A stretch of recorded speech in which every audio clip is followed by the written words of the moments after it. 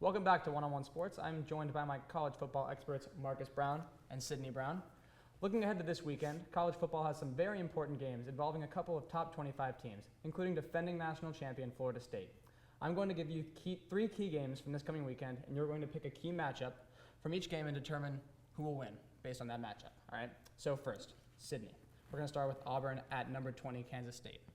I think the matchup to look for here is quarterback Jake Waters versus the Nebraska defense. Auburn defense. He's truly a dual threat quarterback. Last game he had 200 yards throwing and 100 yards rushing. So I think that'll definitely be a challenge for Auburn. And I guess for Auburn, you have to look at their turnover battle. If they can win the ball control battle, they can overcome Kansas State. With their crowd being into it, it's an away game, so you have to really look at how Auburn can control the ball. I'm going to have to agree with Sydney on this one. I think the quarterback position is going to be really important for this game. Now, Marcus, moving on to the next game this weekend, Miami at number 24, Nebraska. Who you got for this one?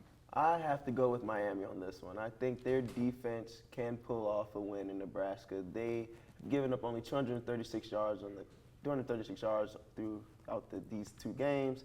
They've forced 6 turnovers.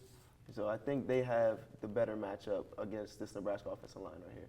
I have to agree. I'm going with Miami because Philip Dorsett, Miami wide receiver, he's just coming off a huge game, 200 yards receiving, 2 touchdowns, but only on 4 receptions. So he's proven that he can definitely catch the long ball and take it deep, and I don't think that Nebraska can handle that. Definitely a challenge for Nebraska. Now moving on, Sydney, number 22, Clemson at number 1, Florida State. Who you got? Well, this is a huge game.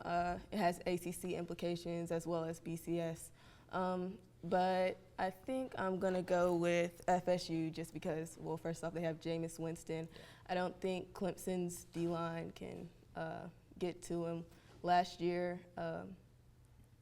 the defensive end, he only had 2 tackles, and he might try to put a better outing this year, but I don't think it's going to happen.